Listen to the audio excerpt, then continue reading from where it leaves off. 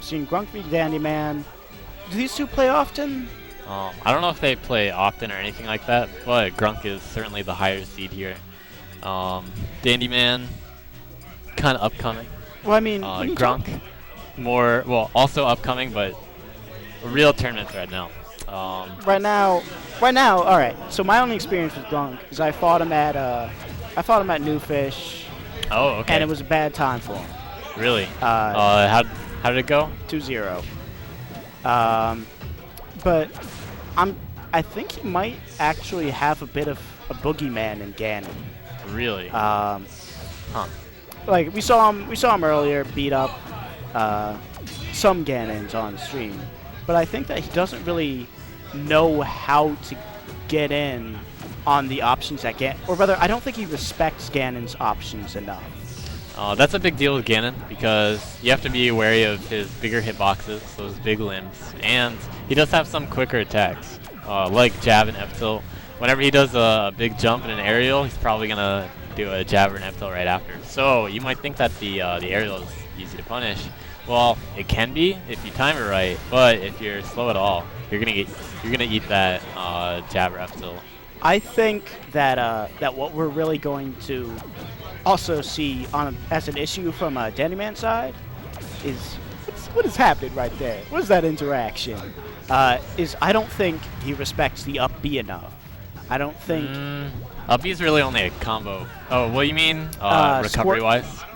Okay, it's a huge hitbox while recovering, but while comboing, if you're talking about like as a combo finisher, that's not like respect the up B. Oh yeah, there we go. You didn't have to respect the up B there. It's got it worked out just fine. It's got a huge hitbox, but that's in front of it. If Ganon can just get around that, he's got an easy. Oh. Ooh, and he's keeping that stock lead.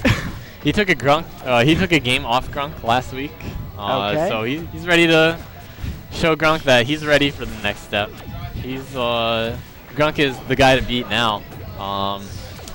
For a lot of players, but well, by being the guy to beat, then you gotta beat everybody. Otherwise, somebody's gonna get you. Now, one thing that I've noticed in my own interactions with Grunk is when he's doing his movement, he can be weak to sudden warlock kicks, which normally kind of a scrub option to go for, particularly in neutral. But if you catch him like during a short hop, there's nothing he can do about it. And well, you can't short hop over the down B. You can technically double jump over it. Well, short hop. But if you're already, what I mean is, if you catch him already in the short hop when they're like going out an aerial, the down B beats it. Down B beats just about everything unless it's disjointed. That was really good awareness by Dandyman. Like he knew he had control. He just waited for Grunk to try to take back the stage, and he prepared him for it. Right now, this is Dandy's game to lose, and I think that the main risk from him is playing too safe. Ooh. He says as the game ends. That's some quality play by Dandy. Yeah, that was rough spacing by Grunk, actually. He didn't respect the forward air, could come out in that area. So, Dandyman's got a couple stages to ban, or 3 stages to ban. It's best of 3. He's banned in Yoshi's Island. That's not really because stages, that's not because of anything that Squirtle has so much as Ganons hate Yoshi's Islands. Why is that? It's a bad stage. Why? I don't know why. I don't mean it's a bad stage for Ganon. I just know that me and Nick, like ourselves, share a distaste. Nick, Green Hill Zone's or not Green Hill Zone. Yoshi's Island is the worst, right? And there we have confirmation. But there are reasons why Ganons don't like it. That's what I'm asking. What are the reasons? Well, I mean, first off, if we're talking character, like Ganon has an okay recovery. That being said, it's very predictable. And while he has the potential to come back over incredible distances, if you're facing an enemy like Squirtle, which has generally harder to manage recoveries. Missed the downer that time. And he died. Over longer distances. Otherwise, good fundamentals showing over Squirtle so far. Grunk learned from his lesson. He's playing careful here.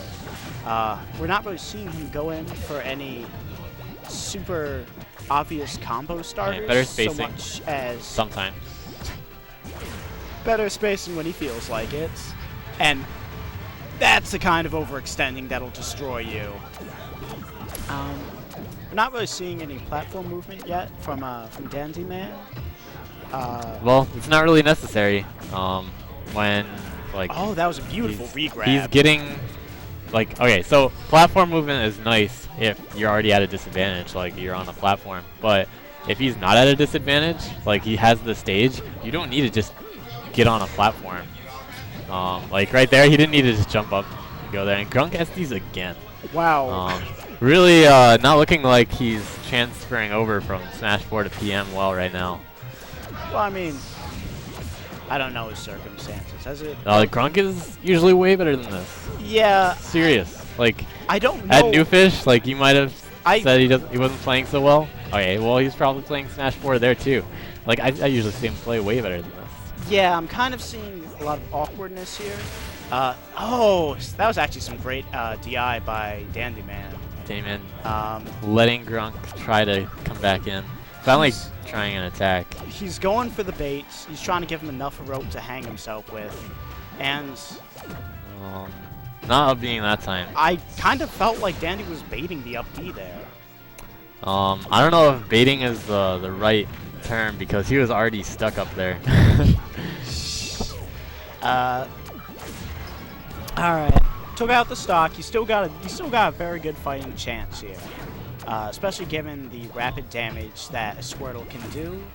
That being said, now that he's got a grab, he's in some May have meant up air, but then just went ahead and charged anyway. I legitimately don't know there, because both options, well, certainly the up air was a better option. The up smash can be good for the intimidation factor, spook him into making a mistake. I mean, when you get right down to it. I like how most of the time Dandyman is jumping around the area Squirtle could enter, but then every now and then, just mixing up with, I'm just gonna attack you now. But not so much that forward air. That forward air was definitely going for a waveland, and this could be the one to turn things around. I think what would be a good option for Dandyman to go for here is I'd like to start seeing some more up airs from him. He's going for the kill right away. And another risky dash tech. I feel like right now, at this percent, just hitting him, transferring the momentum, putting him off stage is going to do a lot for him. Something like Stomp may have killed there. I'd like to see things like spacing with Bear. Like he can weave in and out in the air. Dandyman, that is. Yes, yes he can. So sometimes you can commit to a move, but most of the time, like just do an empty hop. Like, oh, he's not gonna enter this area while I'm up here. Okay, I'm not gonna commit to a move. That's definitely just solid neutral overall. All right. They're just clarifying. What? It's character then stage. Fox. So that's an interesting change. I know a lot more about Fox than Squirtle. Certainly going to be looking forward to your insightful commentary. Well, I don't know if Grunk is so comfortable with Fox though. Well, I mean, like any Ganon player in the area runs into a lot of Foxes. Well, I mean, Dandyman's the Ganon. Grunk switched to Fox. I know. Yeah. But I mean, any Ganon worth of salt has fought dozens of Foxes. It's not really a choice that's going to, I want to say, super upset the match in terms of matchup advantages, disadvantages, because all Ganons have learned the matchup. It just really comes down to how good Grunk's Fox is. Well, that's really important because he wasn't getting very strong punishes as Squirtle. That's something you can not have to worry as much about as Fox because like you can do damage pretty quickly as long as you have the fundamentals. We saw some very high damage, very good punishes from the Squirtle overall or early on, but as that went on, it kind of looked like I want to say that the fear of the Ganon kind of got to him. He didn't want to risk overextending, maybe even a bit too much to get the kills. Well, Fox has a better, well, not better. He has a dash dance game. Like Fox fundamental is what it comes down to in melee usually. Right now, I feel this was a very good stage choice by Dandyman. Fountain of Dreams, of course, one of the classic Ganon stages.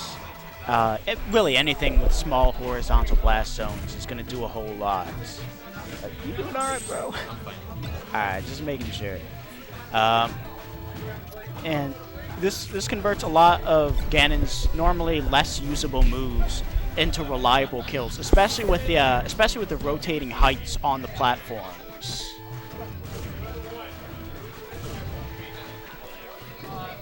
Yo, what up, DLG? Well, he's not commentating. Alright. They can't make it back. I feel like we're going to need to see Dandyman taking more advantage of just grabbing ledge if he wants to win here. He's been working off of the Squirtle recovery, which obviously, for again, relatively easier to gimp. But Fox, I just don't think that's going to fly anymore. Seeing a lot of jumps out of shield by Dandyman too. And then he likes to try to force the attack after. Well, Ganon has a very weak overall out of shield game. Like his best options. Well, then you don't need to limit yourself though.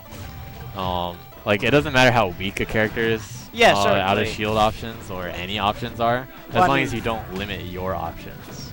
In general, the best thing for Ganons to do, like on an individual basis, is just roll. Believe it or not. Rolling is his fastest option. He has a very strong roll, which gets him out of danger. Where you really get into trouble is once it happens more than a few times. You'll get red, you'll get punished, especially on a character as versatile and as fast as Fox. Yeah, roll is punishable by just about everybody. Yeah, true enough. But I mean, that kind of highlights the Grunk not fading away from that. That was a very good fair by Dandyman. He's using the what's it called? Disjoint of the fair to deal with the up B's troublesome outer hitbox. Yeah, up B doesn't really have priority actually. No, it doesn't. So a lot of the time, if you space correctly, you can just beat it. Yeah, of course. But I mean, if we're talking with Ganons, a lot of the mistakes, especially by hype happy Ganons, is trying to stomp it. Grunk trying to force kill moves here. And it's working. Finally gets it. Well, it wasn't. He ate some damage. This is a bad situation. Up air sends the wrong way. Good up air. And right now, Dandyman's at strong crouch cancel %. If Grunk gives him the opportunity, we could see a very early D-tilt to fair. Not respecting Dandyman's aerials out of shields. I mean, the aggression's certainly working for now, but I think that it can kill him just as easily. Ooh. Oh, this is a bad situation. Oh, really slow. Double jump. Wow. Good angle pick there. That was a very good action. He was not successful with a lot of those dash attacks earlier, so interesting to see that work this time. Just the rawest of up smashes. He really wants this done. Ooh, Grunk could have edge hugs. Oh! And he finally gets an up smash to take it. So that one could have gone either way. Truth be told. In the end, Grunk definitely clutched it out.